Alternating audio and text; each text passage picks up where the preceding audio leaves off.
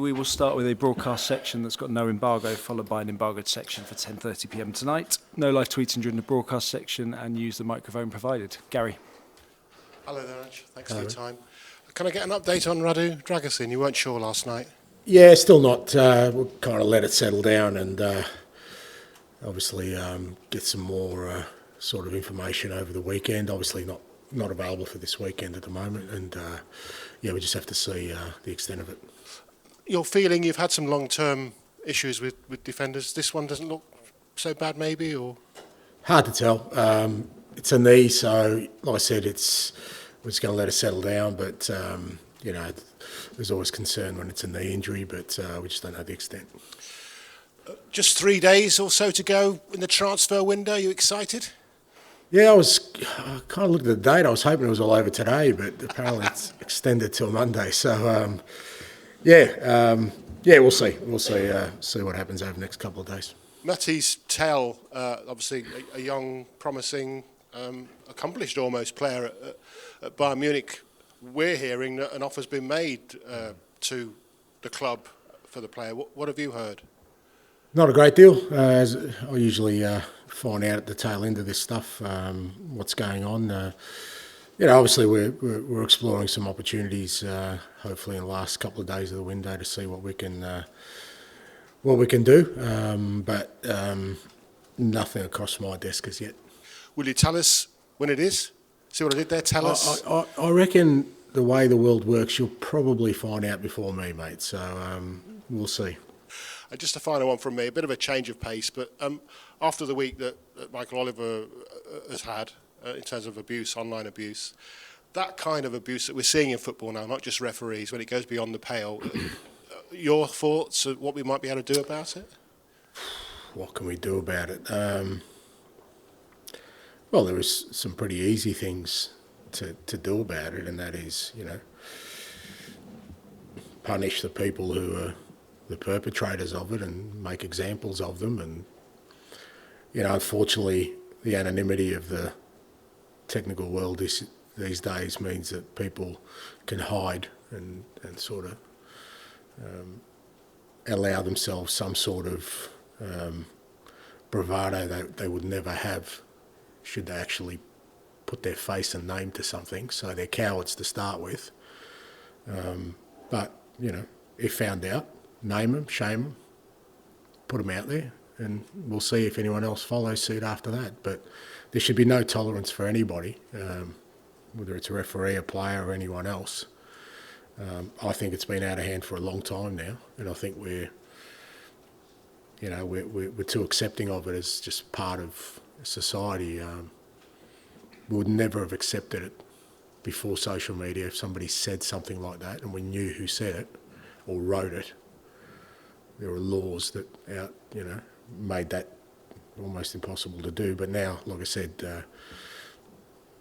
because they hide behind this cloak of anonymity, the cowards have a voice. Charlie.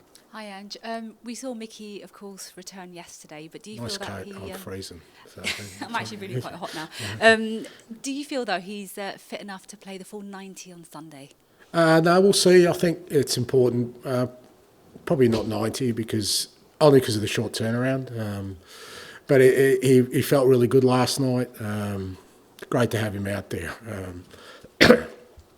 You obviously, he's a good player, but you just don't realise how much, of a good player he is until he sort of, I guess that's with a lot of our players who've been missing for quite a while. It's not just the impact they have individually, but the impact they have on the group. I think the whole group got a lift from seeing him out there last night, and like I said, knock on wood, he got through it really well, felt really good afterwards. So the idea is to get him some more game time, build up his minutes over the weekend. And obviously it was a good night for the Spurs youngsters. Do you feel that they could potentially be involved on Sunday, perhaps from the start? Are they ready for that? Well, I don't know about the start, but I mean, we've had youngsters starting for quite a while now, 18-year-olds and 17-year-olds, so that doesn't change. But certainly the guys who were involved last night, in terms of team news, the only one that really becomes available from last night, Jed should be okay for the weekend. Serge Reguilon is a chance as well. but yeah, the rest won't be able to come back, and obviously if we've lost Radu, it'll mean that the young guys who were involved last night will be involved again. And in terms of Brentford, I think they're the top Premier League scorers at home, have got a really good home record, but they also concede a lot of goals as well. So how do you view the challenge of Brentford on Sunday?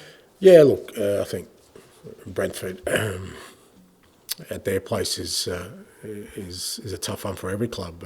Like I said, their home form's really good. Look, our league form is not great, and we need to address that. So irrespective of who we're playing this weekend, particularly after last weekend's performance and result, we need to address that. Obviously, our season still has plenty of opportunity and potential for success this year, but we need to address our league form. And while it's a tough place to go to, we need to go there and make sure we give a good account of ourselves. With those remaining players still to come back from injury, to use one of your expressions, kind of cabs off the rank, which are the next ones do you think you'll get back? Look, they're all kind of sliding in around the same time, sort of around 10 days' time. So we're talking about Vicario, Johnson, Destiny, Wilson, Timo. Romero's a bit of a tricky one. We're not really sure yet. There's still some work he needs to do. So, but certainly all those guys, I think our long-term ones, apart from maybe Dom, who's probably another week behind them, the rest of them all kind of slated to sort of the next sort of week to 10 days be available. With Romero, has it been a setback or just a difficult Just one? a slower healer with him, and it's one we're kind of looking at sort of on a week-to-week basis.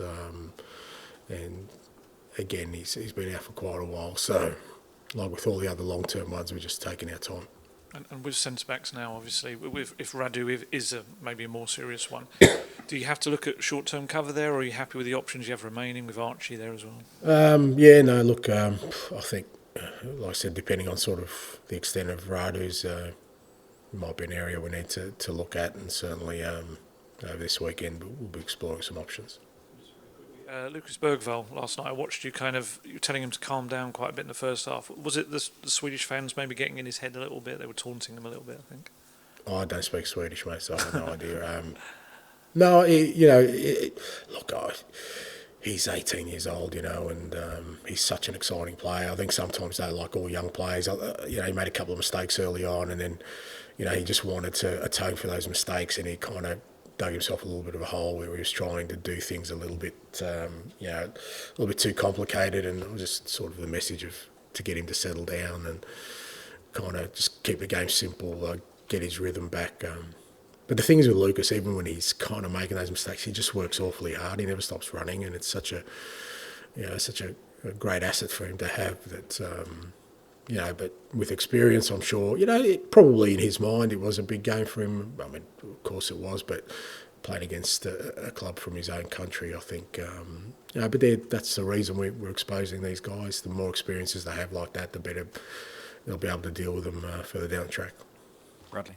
Hi Ange, hope you're well. The fact you mentioned there the number of players that are going to be back in potentially the next 10 days, added to Mickey van der Ven as well. Can you see the light at the end of the tunnel now? In fact, you've potentially got so many players potentially going to be back in the next 10 days to 2 weeks. Yeah, I hope so, mate. But every time I've seen the light at the end of the tunnel, it's usually been an oncoming train. We seem to be losing players as we get them back. But I think so. I think with all, if we can get, even if not, they all don't come back together, even two or three of them. Like I said, we saw the impact Mickey has. So when you're looking, and I didn't include Matters in that as well, so Matters are probably around the same time. We get two or three of those back in sort of 10 days' time, and then maybe, a few days later, a couple of the others. And provided, it's why I'm trying to manage the minutes of the guys we have available, because we don't want to lose anyone else. But again, best laid plans, we obviously tried to shield Radu last night because he had played a lot of football in the first half, and he comes on and he gets injured, sort of. So again, you can't plan for these things. So hopefully, we've got a big week coming up for sure, starting Sunday, and we're going to have to do it with this sort of core group of players. So we just got to be careful about how we go about it. You were telling me last week that you were 100% certain that the club had made so much progress since you've been at the club. look, as we approach the last couple of days of the transfer window and going into the next 6 to 12 months, what are the next steps for Spurs now, do you think? Look, I don't think we can look too far ahead right now because there's a couple of immediate sort of objectives that we need to really tackle. One is our league form. We need to kind of rectify that and improve that, and find some consistency in that. And then there's some fairly big opportunities over the next sort of month or so for us to make an impact in a couple of tournaments starting Thursday night. So, I think that's where kind of my head's at the moment. Beyond that, like I said, as you mentioned, I really believe there's been some growth in the guys we've got here, which I think we'll see the benefits of further down the track. But right now, the main objective and criteria is to look at what's in front of us. And lastly, looking ahead to Sunday, what have you made of the job Thomas Frank has done at Brentford? Because he's really solidified their space in the Premier League and really helped them to kick on in his time at the club. Yeah, absolutely. Yeah, people forget it wasn't that long ago that sort of to sort of have Brentford as a Premier League outfit would have been unheard of. But I think the whole club deserves credit. Definitely Thomas, but the whole club. It's a well-run club. They've got a clear identity. They've got a clear idea about what they want to do and who they are and the way they do their business. And I think there's a few clubs now who are understanding that's the way forward. You kind of set yourself up with a plan. You kind of find the individuals, the people that will drive that, and you stay the course. Thanks, bud. Finish with George, please. Your first game was away to Brentford. Sure was. 17, 18 months ago. A lot has happened since then. 17, 18 years ago, it feels like, yeah. I was going to say, does it feel like that a long time ago now? Yeah, it does. I mean, look, I guess the average tenure of a manager these days isn't that long anyway. So I think if you manage to stay in a job for a while, it does feel like a long time ago. When I think about everything that's transpired since then, I think it was the day after we'd sold Harry to Bayern, and it was a fair challenge that was before us. I think we scored. Kuti got concussed. We had to take him off. It was like that should have been a sign for me for things to come. It was never going to be smooth sailing, but enjoyable all the same. And there's obviously the squad's had a real big turnover since then, and you've obviously got some really exciting younger players. Kind of 18 months down the line, would you have kind of hoped the squad was in a bit more of a stronger position to kind of tackle 4 competitions and not face what you've kind of faced over the last 2 months? Look, I mean, I guess people looking at it from now would say, that's probably the case, but we've just had to deal with a real extreme situation that, unfortunately, once we got hit with what we got hit with, it's then very hard to sort of rectify on the run because, we obviously got some significant injuries early on, which kind of hampered our progress, and then we had to rely on a sort of small group of players to get us through that, and that sort of burdened them as well. So it was kind of this vicious circle of us not being able to get out of, the sort of cycle we were in.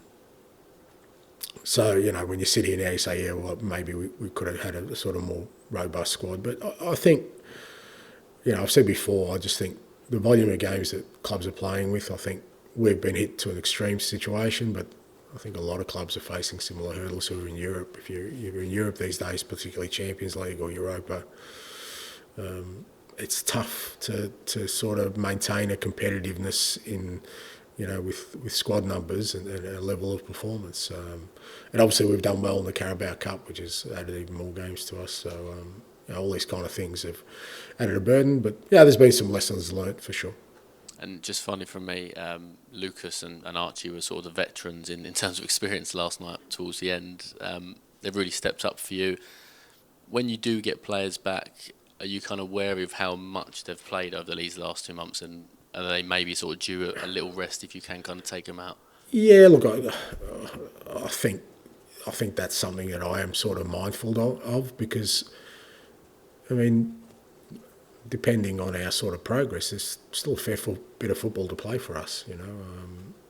Europe, certainly, there's still a number of games in that. Obviously, potentially at least one game in the Carabao Cup, but hopefully two.